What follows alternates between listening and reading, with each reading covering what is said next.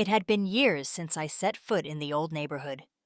Years since I'd left behind the tiny house with peeling paint and the smell of fresh cut grass that would forever remind me of the days when life was simpler. Back then, everything was about survival, about getting through each day with the love of family, the support of the people who cared, and the constant presence of Mrs. Johnson. Mrs. Johnson was more than a nanny. She was family. She was the one who held me when I cried after my father left. She was the one who made me feel safe when the world felt too big for a little boy like me. She had been there through all of it, through the struggle, the heartache, and eventually, the rise. She had always believed in me, even when I didn't believe in myself. Now, as a billionaire, I had everything: money, success, a name that commanded respect. But there was one thing money couldn't buy: the love and care Mrs. Johnson had given me. And today, I was going to give her something that I hoped would express just how much that meant to me. The mansion I had built was just a few blocks away from the small house she still lived in. The contrast was glaring, but I hadn't come back to show off. I came back because I wanted to do something that I hoped would change everything for her. For years, I had promised her that I would take care of her when the time came. Today was that day. I stood at the door of her home, the familiar scent of her cooking wafting through the air, and I could hear her humming from the kitchen. For a second, I let the memories wash over me. Her cooking me dinner, tucking me into bed, teaching me the things that no one else had time to. Those memories were my foundation, my strength. When she opened the door, her eyes widened in shock. She hadn't expected me, not today, not ever. I smiled at her, trying to steady my breath as emotions swirled within me. "Marcus?" she said, her voice trembling. "Is that really you?" I nodded, unable to speak for a moment. My throat was tight, the weight of the moment settling in. Come inside," she said, her voice filled with warmth, as though nothing had changed. Her hands trembled as she touched my arm, her eyes still searching mine for confirmation. I followed her inside, and we sat together at the kitchen table, just like we had so many times before. But today was different. Today, I wasn't the boy she had cared for. Today, I was the man who had something to give her in return for all she had given me. After a while, the conversation turned to lighter topics. Mrs. Johnson always had a way of making you forget the world outside, but I knew it was time. I reached into my pocket, pulling out the keys to the house I had been working on for years. I held them in my hand, feeling the weight of what they represented. It wasn't just a house.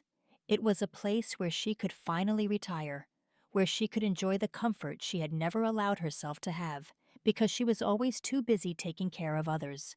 I placed the keys on the table in front of her, her eyes immediately falling on them. "Mrs. Johnson," I began, my voice steady but filled with emotion, "I want you to have something. I want you to have the home you've always deserved." She stared at the keys, then back at me, her face unreadable. For a long moment she didn't say anything, just gazed at the small metal objects, her fingers trembling as she slowly reached for them. I I don't understand," she whispered, her voice cracking. "What is this?" "Is yours," I said gently. "I built this house for you. I want you to have it. You've taken care of me my whole life. Now it's my turn to take care of you." The words hung in the air, and for a second I was afraid she would turn me down, afraid she would insist that it was too much. But instead, she burst into tears. Tears I hadn't seen in years. They weren't the tears of joy I expected, but the tears of someone who had spent her whole life giving, who had never once considered that she was worthy of receiving. "I don't deserve this," she whispered through sobs, clutching the keys tightly to her chest. I reached across the table, taking her hand in mine.